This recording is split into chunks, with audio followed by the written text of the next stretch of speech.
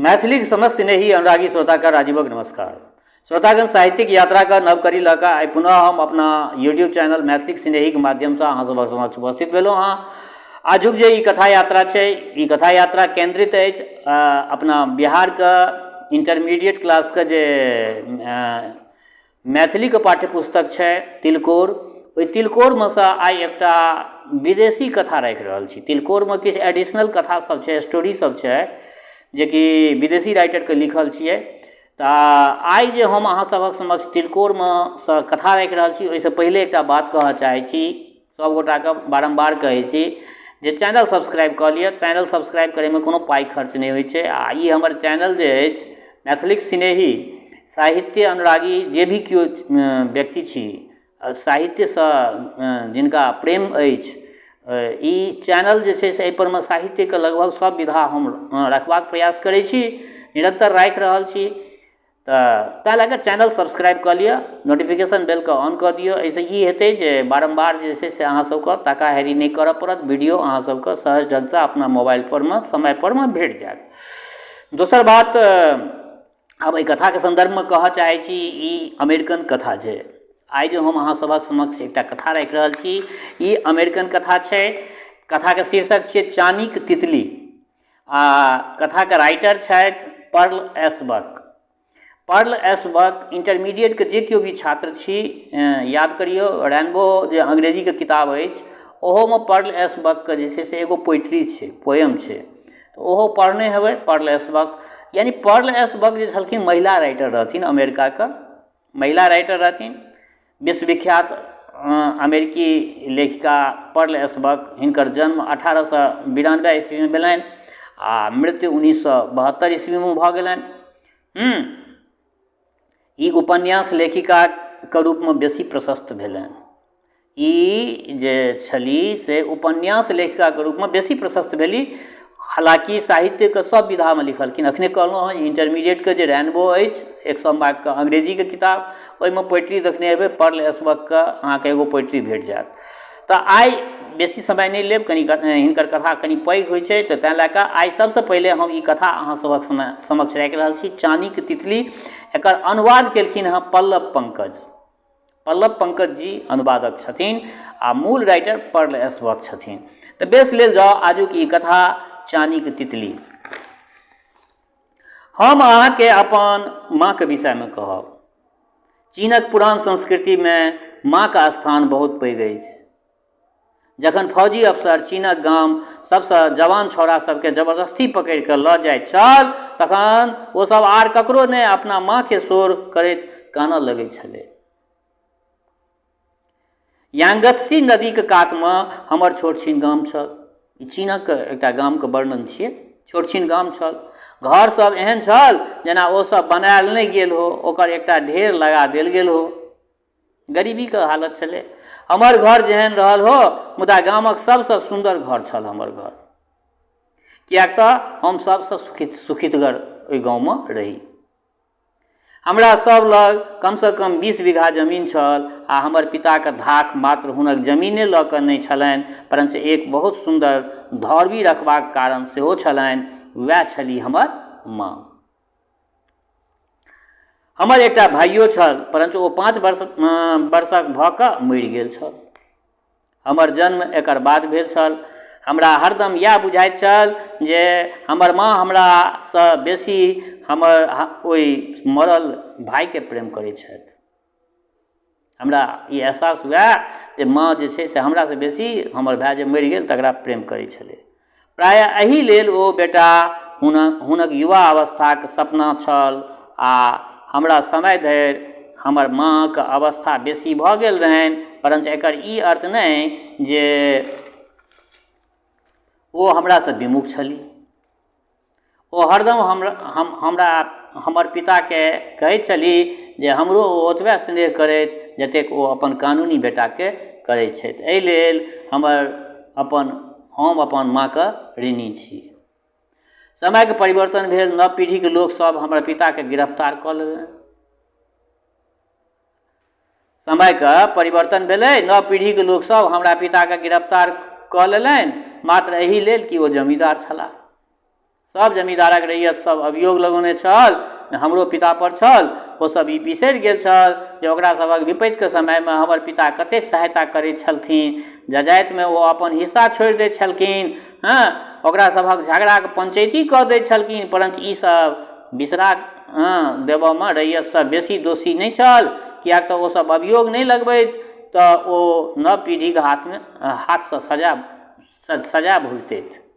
हमर अपने गाछीके एकटा ऊँच गाछक ठाढ़िमे हमर पिताके उनटा बान्हि देल गेल। चीनके देखियौ, चीनके कतेक सख्त सजा छै। हमरा अपने गाछीके एकटा ऊँच गाछके ठाढ़िमे हमरा पिताके उनटा बान्हि देल गेल छलनि आ चाबुकसँ मारैत मारैत मारि देल गेल। हमरा पिताके चाबुकसँ मारैत मारैत मारि देल गेल छलनि आ हमरा सबके घरक सब गोटेके जबरदस्ती सोझाँमे ठाढ़ कऽ के ई सब देखाओल गेल छल। यानी हमरा सबके सामनेमे ठाढ़ कऽ के ई सजा हमरा पिताके भेटल छलै। फेर हमर पिताके कानूनी पत्नी आ हुनक बच्चा सबके कहाँ पठा देल गेलनि हमरा ज्ञात नहीं अछि। हम, हमर पत्नी आ हमर माँ एक कोठलीमे बंद कऽ देल गेलहुँ। एहि कोठलीमे पहिने हमर चौकीदार रहैत छल। हमरा एकटा कोऑपरेटिव दुकानमे बही खाता लिखबाक काज देल गेल, कारण हम किछु पढ़ल लिखल रही। एकर अतिरिक्त नदीके कातचर भऽ रहल खोदाइमे काज करबाक लेल जाय पड़ैत छल। कहल गेल छल जे ओहिठाम पुल बनतै। कातैमे सँ माटि एहन छल जे गर्मीमे सूखाके पाथर जकाँ भऽ गेल छलै। हमर संग हमर पत्नी सेहो काजमे, हमरा पत्नीके सेहो काजमे जाय पड़ैत छलनि। हमसब जखन रातिमे घुरैत रही तखन एक दोसरासँ गप करबाक लेल हमर सभक शरीरमे शक्ति नहीं बचैत छल, ततेक काज करऽ पड़ैत छल। ओहि बान्हमे जे बनबै छलै पुल, ओहिमे ततेक काज करऽ पड़ैत छलै, माटि उघऽ पड़ैत छलै जे अबै बेरमे गप नहीं कऽ पबैत छलहुँ, ततेक थाकि जाइ छलहुँ। सबसँ पैघ समस्या हमरा लेल खयबाक छल। हमर बुढ़िया माँ भरि दिन घर पर रहैत छलीह। हमर पिताके भयानक दंड अपना आँखिसँ देखबाक कारण हुनक मानसिक संतुलन खराब भऽ गेल छलनि। स्वाभाविक छै श्रोतागण, अगर एहन तरहके काज कतहु हेतै तऽ ओ मानसिक संतुलन बुढ़ियाके बिगड़ि गेल छलै। बुढ़िया बताइ भए गेल छलै, ई सब देखलकै जे खराब भऽ गेल छलै। एहि लेल ओ कोनो काज करबा योग्य नहीं रहि गेल छलीह आ एहि कारणे हुनका खयबाक राशन नहीं भेटैत छलनि। चीनके कतेक सख्त कानून छलै, राशनो नहीं भेटैत छलै बुढ़ियाके। हम आ हमर पत्नी अपन राशनमे सँ हुनका खुआबैत छलियनि। एहि लेल तीनू गोटे प्रतिदिन भूखले रहि जाइत छलहुँ। राशनक ई कष्ट मात्र हमरा दुनू गोटेके बुझल छल, परंतु माँके सब दिन आश्चर्य होइत छलनि जे घरमे भरि पेट खयबाक सामान किएक नहीं रहैत अछि। माछ आ माउस पहिने प्रतिदिन हुनका खयबा काल रहैत छलनि, परंतु आब ओ ई नहीं बुझि पबैत छलीह जे सब दिन किएक नहीं माछ माउस बना पबैत छी। राशनक अनुसार हमरा सबके मासमे एक बेर माउस भेटैत छल, सेहो एतेक कम जे सबटा हम माँके आगूमे परेश दैत छलियै। परंतु माँ तैयो आश्चर्यचकित होइत छलीह जे हम भरि तसरा किएक नहीं बनबैत छी, कमे किया बनबैत छी। बुढ़िया अथी भऽ गेल छलै, विक्षिप्त भऽ गेल छलै। ओकरा की पता जे अभाव ककरा कहै छै, ओ किछु नहीं बुझै छलै।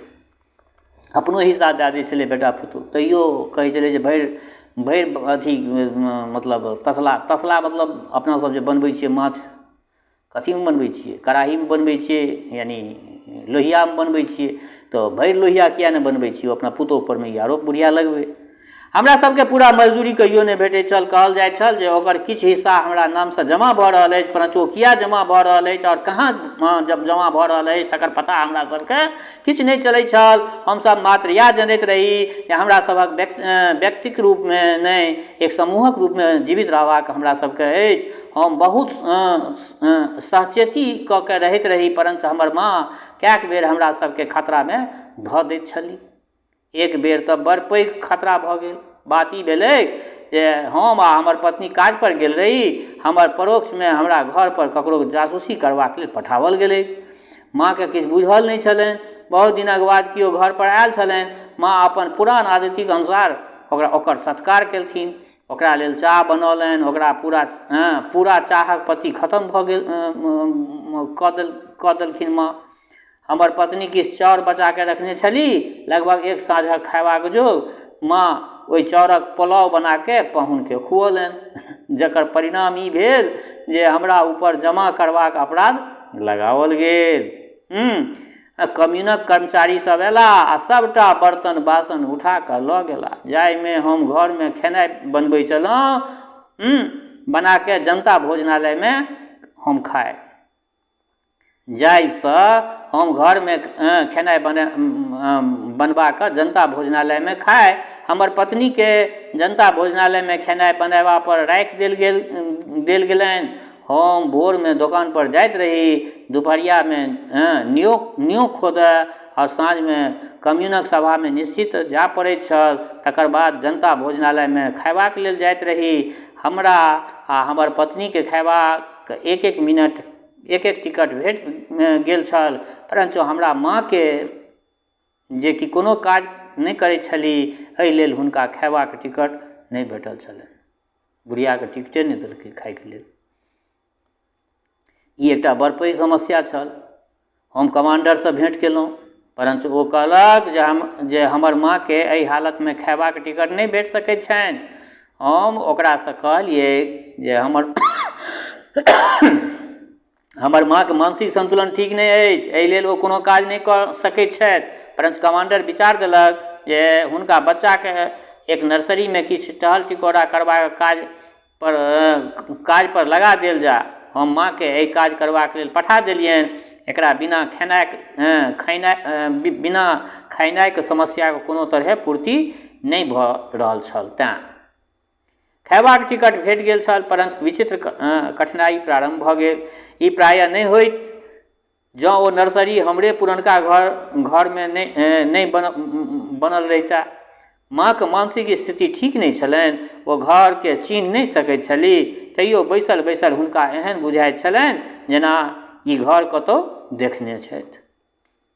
घरक आकार बदलि चुकल छल, गाछी खत्म भऽ गेल छल। पहिने एहि मकान में पार्टी के हेडक्वार्टर राखल गेल, फेर एहिमे छिट्टा बनेबाक कारखाना खोलल गेल, एकरा फौजी सभक बैरक बनाओल गेल। आब एहिमे नर्सरी खोलल गेल छल। माँ के दिमाग में एहिठाम एक नव बात पैसि गेलै। बुढ़िया के दिमाग में ओ जमींदारक पत्नी के स्थान पर ओकर धौरबी छली, एहि लेल समाज में पूरा इज्जत नहीं देल गेल छलनि आ नर्सरी के सब बच्चा जमींदारक बच्चा छल। नर्सरी के चौकीदारक लेल जे दाई छली, तकरासँ ओ एक दिन बजली जे हुनका संग बहिकीर्णी जकाँ व्यवहार नहीं कयल जाय। ओ मलिकाइन छथि आ ओ बाहर रौद में कुर्सी लगा कऽ बैसती। बुढ़िया कहल हम मलिकाइन छी, हमरा बहिकीर्णी जकाँ किया करै छ, हमरा कुर्सी दे, हम रौद में कुर्सी लगा कऽ बैसब। आ ओ हुनका लेल ट्रे में चाह बाहर से आनल जाय। मतलब हम कुर्सी लगा कऽ रौद में बैसै छी आ तू हमरा ट्रे में चाय लए कऽ बाहर से आ। मुखिया के स्त्री के स्वभाव नीक नहीं छलै।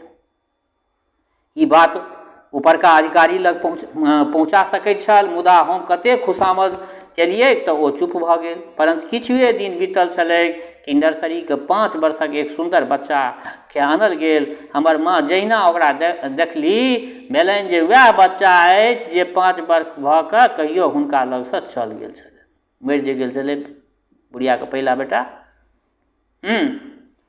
हमर माँ के ओकरा प्रति प्रेम भऽ गेलनि। ई एकटा पैघ अपराध छल, कियाक तऽ आदेश देल गेल छल जे बच्चा सब प्रेम नहीं करबाक लेल।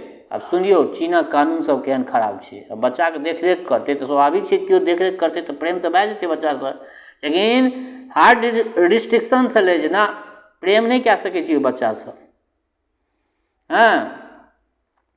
प्रेम करबा से बच्चा सब कमजोर भऽ जाइ छै। ओहिठमका ई कॉन्सेप्ट छलै जे प्रेम केला से बच्चा सब कमजोर भऽ जाइ छै आ प्रेमक अनुभव से ओ व्यक्तिक कल्पना करैत अछि जे ओकरासँ प्रेम करैत छनि बरनी ओकरा एकर आदत लगेबाक चाही जे ओ कोनो व्यक्तिक विषयमे नहि सोचय, स्वयं अपनो विषयमे नहि, अपितु एक समूहक विषयके विचार करय। छोट बच्चा सभके जखन अपन माँ मोन पड़ैत छलैक तऽ ओकरा सभके सम्हारब कठिन भऽ जाइत छलैक। एकर एके इलाज छल जे ओकरा सभके खूब काज करायल जाय, झाड़ू बहारनाइ, कूड़ा फेंकनाइ, घास काटनाइ। परंतु ओ बच्चा जकरासँ हमर माँके प्रेम भऽ गेल छलनि बड़ दुब्बर पातर आ हरदम कनैत रहैवला बच्चा छल। एहन बच्चाके लेल काज आर बढ़ा देल जाइत छलै। जे बच्चा मतलब दुबर पातर रहै ओकरा और बेसी काज दऽ देल जाइ छै।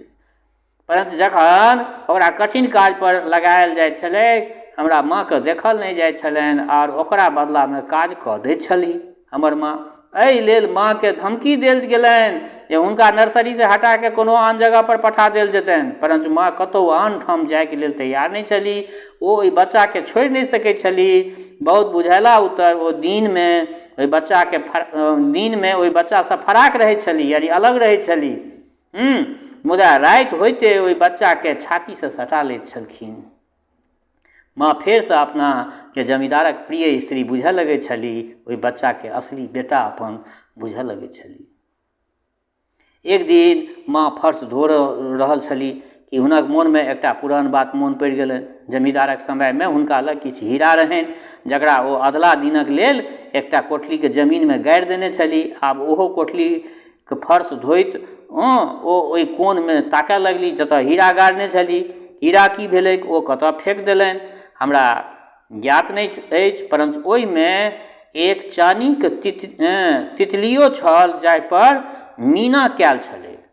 जतऽ हीरा गाड़ने रहै बुढ़िया ओहिमे एकटा चानीके तितली सेहो छलै जाहि परमे मीना लागल छलै। मीना सब लगबै छै ने, मीना लागल छलै ओहि परमे। तथा छोट छोट हीरा जड़ल छलै ओहिमे, मीनाके संगे संगे हीरो ओहि पर लागल छलै। ओ हम अपना आँखिसँ देखलियै ओहि दिन जाहि दिन हमर माँ के अदालत में ठाढ़ कयल गेलनि।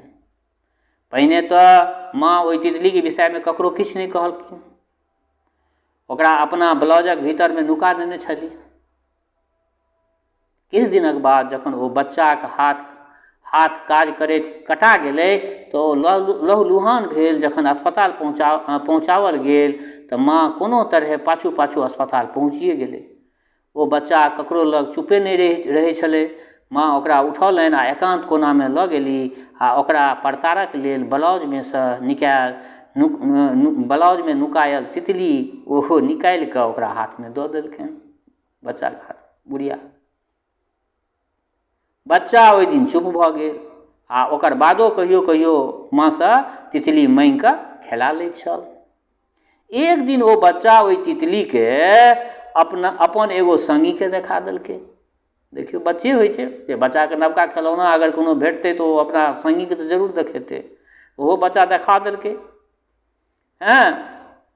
ओ अपना संगीके देखा देलक आर ओ नर्सरीके मुखिया स्त्रीके एकर सूचना दऽ देलकै। ओ छोड़ा चुगला छलै, ओ जाकऽ ओकरा कहि एलै।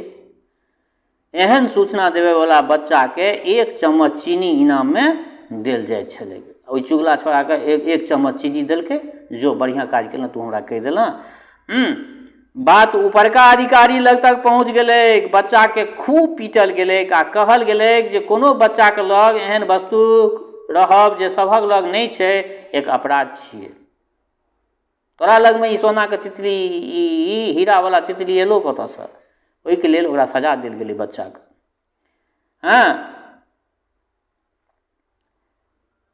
माँ के पकड़ि लेल गेलनि, बुढ़िए को पकड़ि लेलकै। एहन अपराधक दंड मृत्युदंड हेबाक चाहैत छल, परंतु कम्यून दया कए कऽ मात्र इएह सजा सुनेलकै जे अगिला सभामे माँके सभक सोझाँ अपमानित कयल जेतनि। सभाक दिन भीड़मे हमहूँ रही, उपस्थित रहनाइ आवश्यक छल। माँके सभामे आनल गेलनि। हुनक हाथ पीठ पर बान्हल छलै, जरा अपना सब कहै छै उल्टा बान्हि कऽ आननाइ। पीठ परमे बुढ़ियाके हाथ बान्हल रहनि। संपूर्ण भीड़के आज्ञा भेलै जे ओ जाहि समय सोझाँमे आगू बढ़ैत प्रत्येक व्यक्ति हुनका एक एक थापर मारैत आ एक एक नारा लगाबैत जे दुनियाके सबसँ नीच स्त्री, सबसँ कलंकनी स्त्री, सबसँ चोरनी स्त्री इएह अछि। मुक्का आ थापर एके संग बरसऽ लागल ओहिठाम। माँ जमीन पर खसि पड़ली। एकर माने ई छलै जे आब हुनका लातसँ मारबाक समय आबि गेल छलै। हमरो नम्बर आयल। देखियौ कतेक खराब ओतुका चीनके कानून छै। पर्ल एसबक जे लिखलखिन हँ से बड़ा इमोशनल बात सब लिखलखिन हँ। इतिहासक किताबोमे नहि भेटत ईसब चीज। तैँ लए कऽ ईसब रचनाके स्किप कए कऽ नहि सुनू, पूरा सुनबै तखने एकर अर्थ लागत। हमरो नम्बर आयल आ हमर लातके काँपबाक अपराध करबाक अधिकार नहि छलैक। हमर पत्नी ईसब देखबा आ करबासँ बचि गेली, ई कहि कऽ जे खेनाइ बनेबाक लेल जनता भोजनालयमे हुनका रहबाक आवश्यक छनि, सबके रातिमे खुआबैके आ नुकाके नर्सरी पहुँचली, ता धरि माँके अधमरू अवस्थामे नर्सरी पहुँचा देल गेल छलनि। ओहि दिन ओहि बच्चाके सेहो मारि मारि के बेहोश कऽ देने छलै सब। आ माँ ओतऽ पहुँचते ओहि अवस्थामे छौड़ाके अपना छातीसँ सटा लेने छलै आ फेर एके खटिया पर सुतल ओहि बच्चाके सँ गप करैत रहली आ कूड़ैत रहली।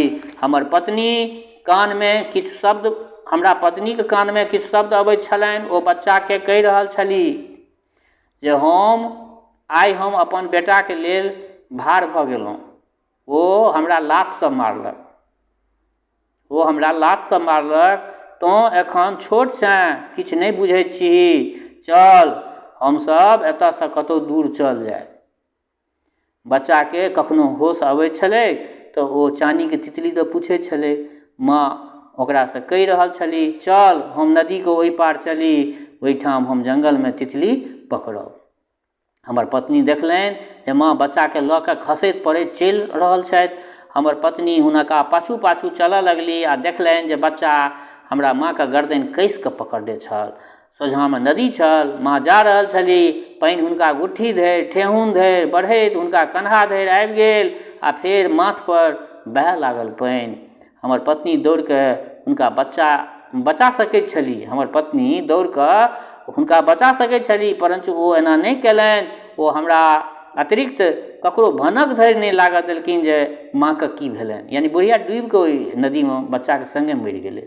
बड़ा दुखान्त ई कथा छै श्रोतागण। ओहि दिन हमरा बुझबामे आयल जे हमर पत्नी ओहिसँ बहुत बेसी दयालु स्त्री छथि जतेक कि हम हुनका एखन धरि बुझैत छलहुँ। तऽ बेस श्रोतागण, ई एकटा कक्षा 12वींके जे छै से तिलकोरमे सँ एकटा रचना अहाँ सभक समक्ष रखलहुँ हँ। ई रचना अमेरिकन राइटर पर्ल एसबकके लिखल छियै आ चीनी सोसाइटी परमे लिखल, चीनके सोसाइटी परमे लिखल ई कथा केहन लागल अपना प्रतिक्रिया सबगत करायब। दोसर बात, हमर श्रोता चाहे गाँवमे रहै छी वा प्रदेशमे, देशमे रहै छी वा विदेशमे, जतऽ कतहु रहै छी, स्वस्थ रहू, निरोग रहू, अपना आचरणके पवित्र बनेने राखू। माता जनक नंदिनी जगदम्बा माँ वैदेही कृपा सदिखन अहाँ सब पर बरसैत रहए। शुभकामनाक संग जय मिथिला, जय मैथिली।